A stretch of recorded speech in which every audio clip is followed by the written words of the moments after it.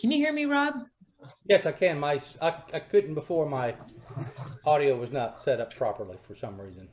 Good morning, Rob. Good morning. Did you get a good night's sleep? I hello.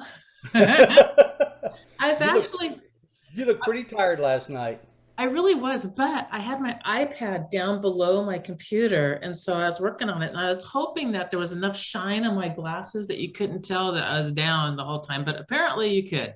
So I Yes, you gotta figure definitely out how could. to put my iPad up here and still, be able to do the rest of the stuff. But anyway, enough of me.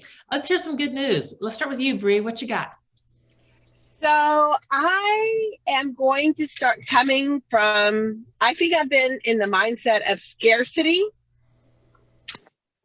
instead of abundance. And I think I'm going to resign my from my waiting tables job. Yeah, yeah, because that was part of my problem of scarcity. Wow. I love that so much. And there's only four of us. I want to unpack that just a little bit. So tell me what it was about that gate puts you in a scarcity of a lack mindset. So I was like, I need, like today I'm supposed to go in. And there's some activities I can do to generate more business, which is like 5 times what I would make waiting tables. And so I was starting to think, why was I so set on it? Mhm, And it was because I was coming from scarcity. mhm. I was, oh my God, I'm not going to have enough. Instead of, oh my God, if I just do my activities, I will have more than enough. I love that. I really do. Congratulations. Welcome to the dark side. Right, right. Well, It's it's hard to believe that you were scary. doing real estate full time, having all them youngins and waiting tables. When did you Yes, sleep? I Exactly. didn't. She Like did. literally, I didn't. Like Gina can attest. I would come and I would just be So the scarcity was your lack of sleep. It was a scarcity of mindset to realize what you were missing out on. right, right. And I looked at my schedule today, which I was supposed to go wait tables. I was like, what could I do real estate wise with 9 hours? 9 hours of 9 hours. Oh my God.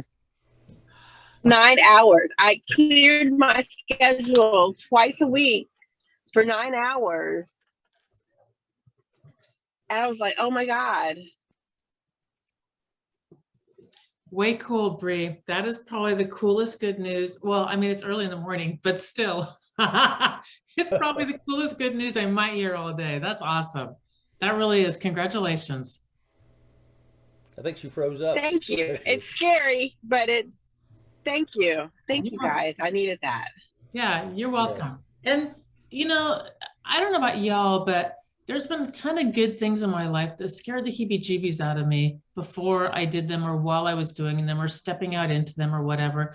And when I really, really examine my life, the things that should scare me is the fact that we have bears walking around my street on a regular basis. I mean, you go outside and there's mommy and babies that, and I can't outrun anything. My only hope is that I'm with somebody I can outrun, you know? Right. That kind of I'm stuff. telling Greg. The problem is he Right. has long legs and he can still outrun me. That's Anyway, funny. yeah, those kinds of things should, well, I don't know what should scare me, but serious stuff should scare me. This stuff should not scare me. And I don't know, it's just that way in my life. It really is. I should have been scared before marrying my ex. That's what I should have been scared of. Right. Me too. You know, Amen to that. yeah, everybody gets one. All right, Rob, give us some good news. What do you got, honey? Well, I'm not going to get anything out of it, but I did bring a new guy onto the team. Whoop, whoop. He was already an EXP agent. He's an Air Force active duty captain right now. Mhm. He's separating in September. His name is Brian LaGrange. Very So cool. he's on the EXP commercial side, but he's given that up to come to the team. Mhm. He spoke to Gary, and Gary showed him the light. So Showed him the interestingly, light. he came to Charlottesville to be a ROTC instructor at the University of Virginia. Okay. And as he's gotten closer to separation, the Air Force has a thing, it's Transition Assistance Program, or TAP. So a portion of that is for those people within a few months of separation, they actually allow them and pay them to go and intern someplace. So he is interning with a company that is teaching him lending, loans, and stuff like that. So he's actually bird dogging for them, bringing people in that want to refinance and stuff. So I think he's going to be a great asset to the team. He's smart. I mean, he was an Air Force Academy graduate. Oh, So damn. he speaks Spanish, Portuguese, English, and he's learning Russian. So Wow.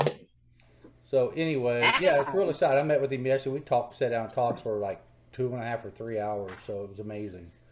Secondly, is I went ahead and committed based on what is it, David Daniel or Daniel David, at that one meeting about Shannon Pyatt's KV Core setup, that boot camp. Oh, that's what it is. You know, so I went ahead and did that, and it was only $97 plus another $47 for setting up, I think, Facebook or something.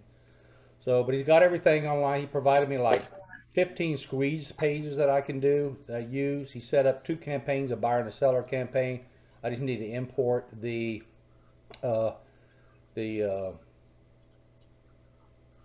campaigns from the GIA team. I bought a smart number, so now my smart number is active. And I went on and I checked the because you know you can find your home value on my website now.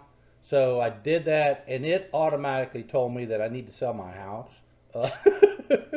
But I couldn't buy another one. So, but it didn't provide any comps, so I'm not for sure how it gets that information. But anyway, so I'm pretty excited about that, to start instituting that and start getting the ball rolling in That's real estate.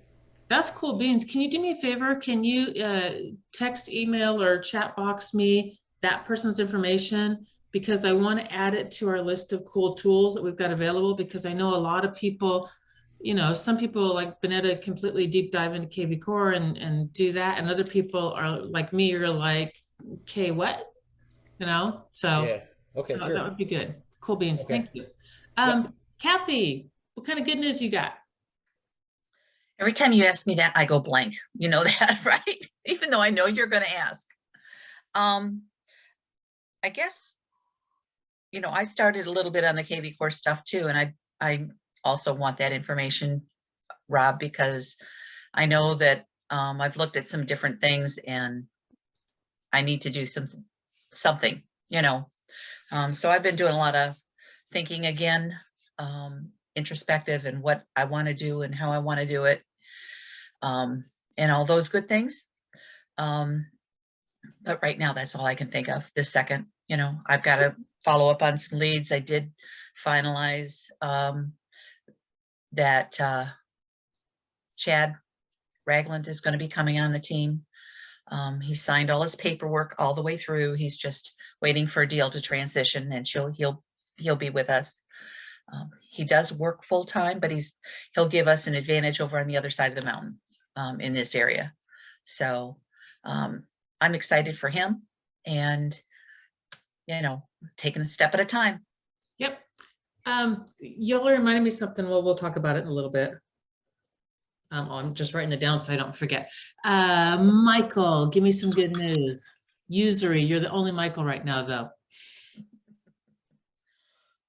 Yep, and you're muted. That's awesome. I am so thrilled to death tonight.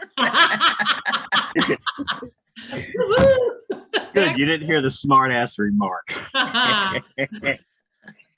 So it's usury, not usury. It's usury, usury, like you're charging interest. Or useless, whichever. Ah, there we go. Cool. What do you want to know? Anything good? I'm alive. More. Oh. I don't know. He's got something. Thank you. In there. Got a listing, got to go do next week. There you go. I sent you a text message with a link. You never responded back. You're right, I did not. This Mother's Day weekend, I will respond back, I promise. You're on my Did you look? list. Did you look at it? Okay, just let me know your opinion. You're going down on the list again, Michael Essery. On the bottom again. That's right. No, no, you're at the top. There's nobody underneath you yet. Oh, All right. Betty, what New you got? day, new list. Yep. Yeah. Betty, what you got? Hey, good morning. What I have? Yeah, what you got good Well, news good for? news. I have my Wi-Fi back. This morning I was fighting with it, so that's good. Now I'm still, that's why I'm here. Good news. I have my first commercial listing signed, so that's exciting. Yes, it is. And well, we'll see next what will happen. When the Wi-Fi goes down, it just sucks pond water. Oh my gosh, I was like, oh, I have to go to Starbucks now. Oh, jeez. I had my Wi-Fi down. I was going to sign some, we did sign somebody up, drove to the first Starbucks, Wi-Fi still down, drove to the second Starbucks, Wi-Fi still down, out of time. Just went, well, here we go. I'm going to be on the phone. So, you know, do what we got to do, but craziness. Good. Liz, I don't know if you're working or not. Can you talk? Count to 1, 2, 3. Nope. Liz has called me earlier and said that she loves being on these, but when she's at work, she just can't. So she's just listening. So yay, Liz. All right, Vanetta, what you got good news? Good morning, everybody. I got lots of good news. I signed up for the, what is that? Can I remember what it is? Rapid Funnel. And the other thing, what is that other thing? Ideal Estate? Ideal. I signed up for that. I got a new client approved for to buy, but he wants to buy in Maryland. Well, I'm not licensed in Maryland. So I registered to get licensed in Maryland so I can take the Maryland course. I started to do that 2 years ago, and then there was a lot of stuff. So anyway, I registered. I have an what do you call it? Account buddy. She's also with EXP. She was a listing agent on the other side that I was dealing with. We didn't get the offer anyway. We became friends. So we've been hanging out. We live almost right next door to each other. So funny. And so we had said we wanted to get licensed in Maryland. And so we gave ourselves by Monday, yesterday. And so I registered over the weekend. And so I'm excited about that. So, and I have a new investor that I'm working with. Oh, very cool. Congratulations. He's looking at a $3 million property. And so I'm going to get him the information that he wants on that. So that's very exciting. It is very exciting. Cool beans. All right, y'all, let's move into challenges. What kind of challenges have you guys got? Can I go first on that? Heck yes. Okay, so I have put in an offer for a client. She's from my webinar. 3 offers and we haven't won any of them. Now, one, my client is new, she's a first-time home buyer. So I keep advising her about, let's not put in any offers on the home inspection. And she's one of those people that got to lose a few before she gets it. But now we've lost 3 and I'm afraid that she might lose interest. She's getting fatigued about looking at houses. And I don't want to lose her interest, but so we've done escalations, we've done, home inspections, FYI. She's got, let me see. She's got Have you tried ribbon? So I looked into that, but I haven't. I looked into that. Let's dig into, all right, ways to bulletproof this transaction and keep someone's head in the game, which I think personally is where we really earn our money, is keeping people's heads in the game. So what do you guys got? Either keeping buyers' heads in the game in this market or bulletproofing that transaction.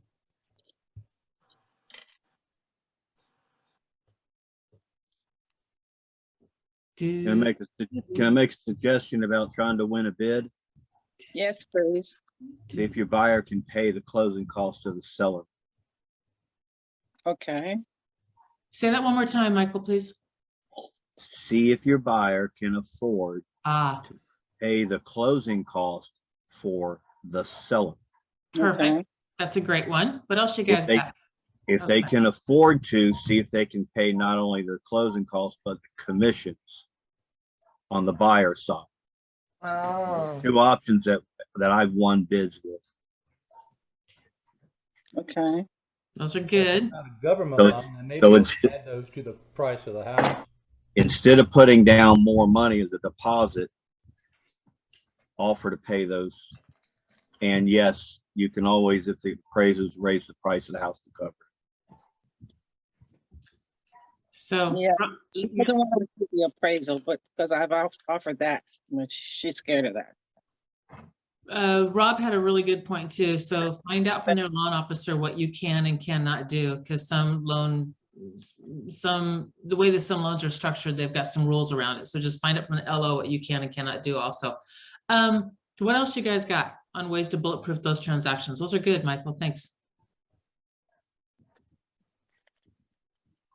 um, Home inspection for information purposes only. I'm not for sure how that works in every state. In Virginia, even with a for information only, they still have the opportunity to walk away if they don't like the inspection, but they can't come back to the seller and say, hey, we want you to repair this, that, and 6 other things.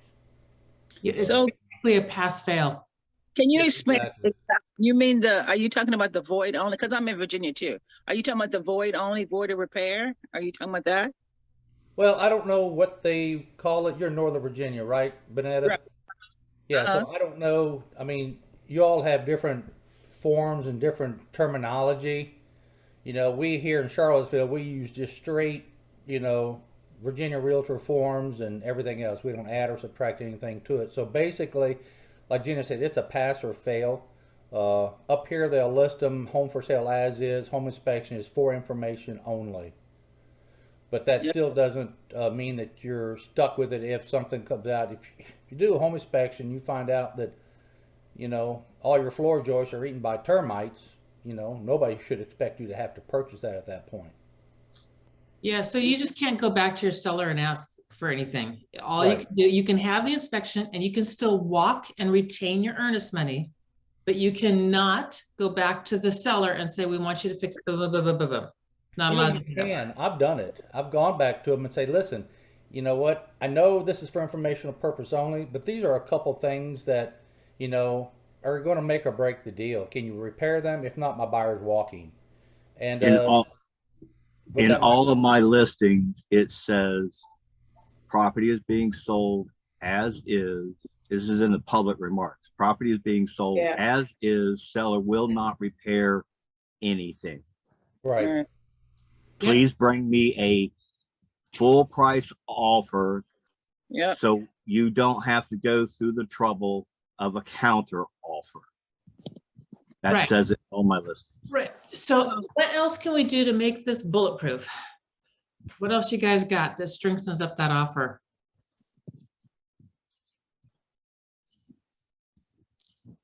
What about bringing the earnest money way up? You guys ever done that? Brought it way up? Yeah. So we increased the earnest money. I do FYI and we don't have FYI up here. We just have either repairs or void. And if you put that on the contract, they got a lot of offers up here. So we can't use that, but I just find other ways to get out if I use the FYI only. So I've used that several times. What is And that? That's basically a pass-fail inspection. Huh? It's basically a pass-fail inspection. Virginia's chopped into about 14 different, maybe 30, I don't know, it's crazy. And every area does different forms, different verbiage, different rules, different everything. It's just, it's crazy in Virginia. So FYI is what stands for? FYI, it's a pass-fail, or in her case, it's a void. purposes only. We don't use that as a void up here. We have on our contract, we have repairs or void. So you Oh. have one option And then, but you don't have a FYI. I do a separate addendum for that. And then I just use that as a ploy. We have a home inspection and then I'll get out on the condo docs. So one of my thoughts is of everything I'm hearing, get rid of everything, make it a simple contract. This is what we're giving you. This is our deposit up front, no contingency. Yeah. The more that's- trouble I have to go through to review contracts and all these little knickknacks and I want this and do that, they go to the bottom of the list.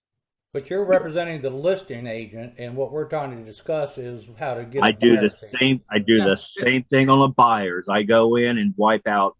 I do keep an inspection period here. We can go whatever, but I usually go a 5-day to 7-day inspection period with no contingencies and no repairs. It's just a preliminary review.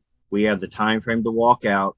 Whether it's a buyer or a seller contract I'm working on, I put in the contract, I make sure a 1% deposit is put down of the asking price, rounded up to the nearest thousand. And I put in the contract that after inspection period, deposit is non-refundable. Mm. That's a good way to strengthen it up. There's also running a double deposit, and that is we're going to deposit maybe your down payment, maybe as high as that, maybe 10 or 20%, but we're not going to do that second earnest money deposit until after we're passed through the pass-fail inspection. So we're going to pass-fail inspection.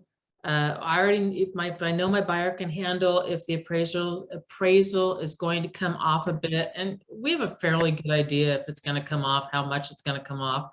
So I can prep them for that. And then and then the thing that I heard, I haven't done it. The thing that I heard though was running that second deposit and running it after that inspection contingency. And I'm like, or that inspection pass fails done.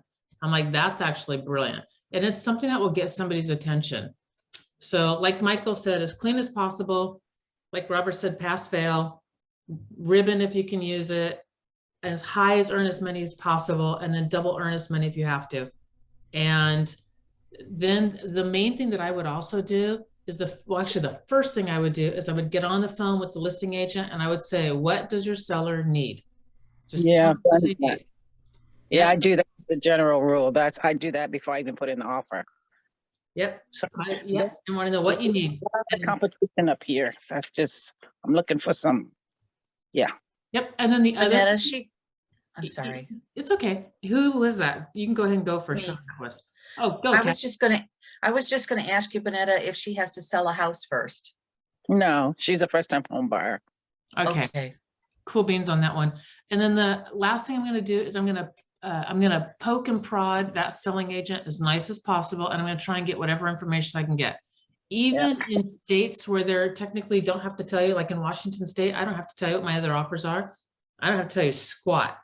And I will still, and they're not supposed to actually, unless the seller explicitly said, tell them, right? You're not supposed to just divulge anything. And I would still ask, and they would still tell me on occasion. It's just like, well, you're stupid and I don't care because we're writing. So, all right. Anything else on that one? Y'all got? Nope. Here, that's a code of ethics that you could lose your license. Violation. If If you- I ask or if they tell me. If I'm the selling agent I and I tell tell you you. that's a code of ethics, I'm not allowed to tell you unless I have it in writing from the seller. Yep. I could lose my license. It's true. And in Washington state, it's the same thing. The rules are the same everywhere, I way. think. California is not that way. California, you can disclose based upon if you feel it's going to get a better offer. And so you have the discretion to disclose unless the seller tells you not. So it works the opposite direction. But in Washington, I asked anyway, half the time, probably a good half the time, they would tell me. Yeah, to get a chatty agent.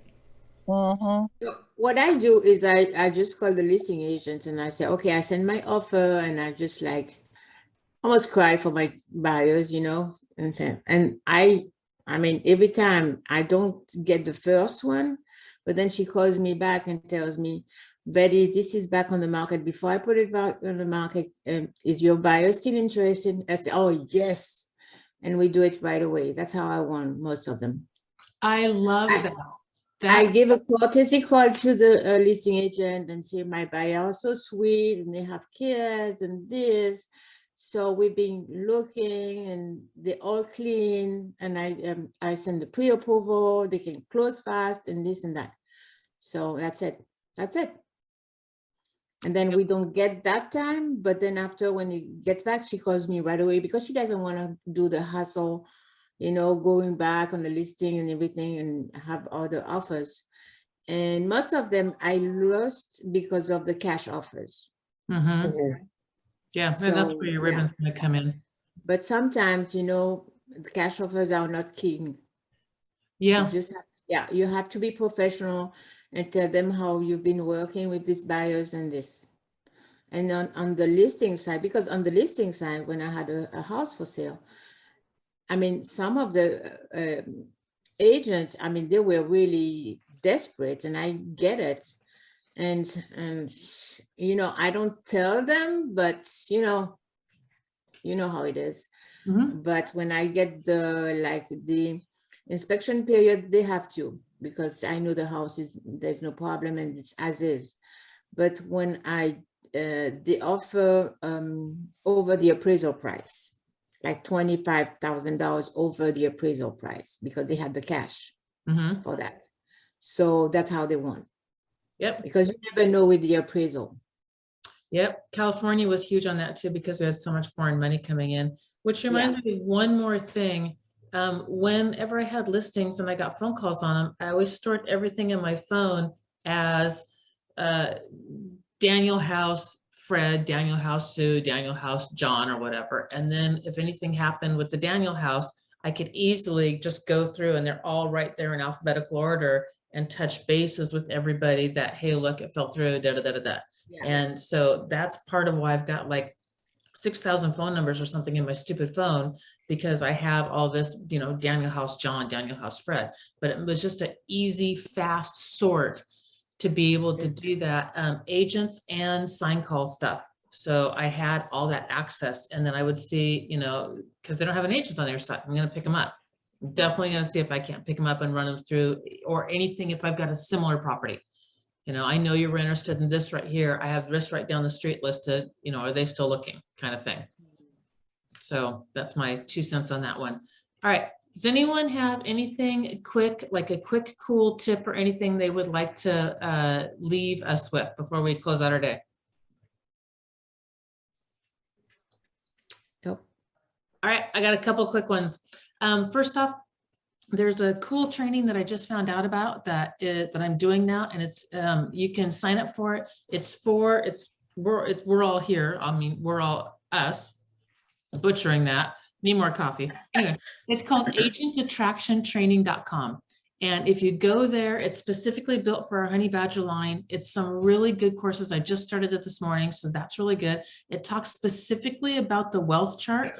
And I thought about this because I got Robert and Kathy on the line, and then I've got Bree on the line and the thing that made me think about it is it talks about your general, and your general is your person in your line that goes to all the classes, does everything, and is out there like attracting other agents like crazy. And when you have that person, that's your general, and you make sure that you do a lot of stuff to help them and build their business and all those kinds of things.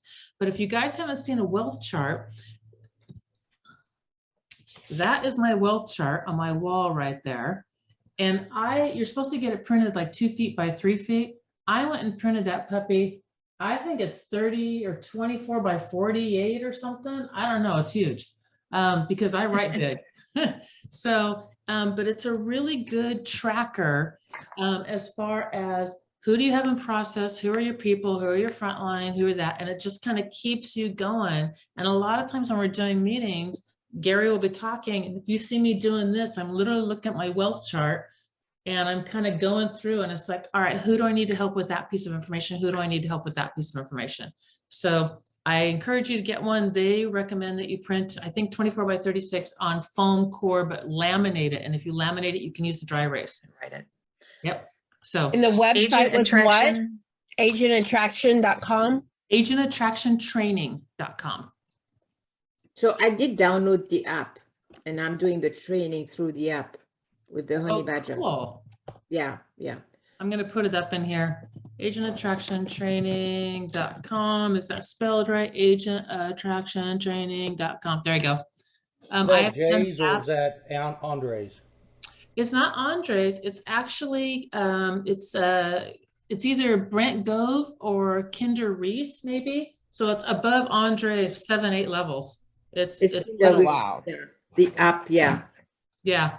Cool, the It's app. really good. And they've been talking about it. And finally I was like, you know what, I think I need to check this thing out. So I recommend that if that's something that you're interested in. Thank you, Robert, for the KV Core. Thank you, everybody else, for helping Vanetta bulletproof her transaction. And Vanetta, Thank you for your suggestions. I appreciate them. Some of them I've used, some of them I was reminded of, and some of them were new. So I thank you all for your input. it's good to hear it over again, and you are very welcome. All right, y'all, go sell a house.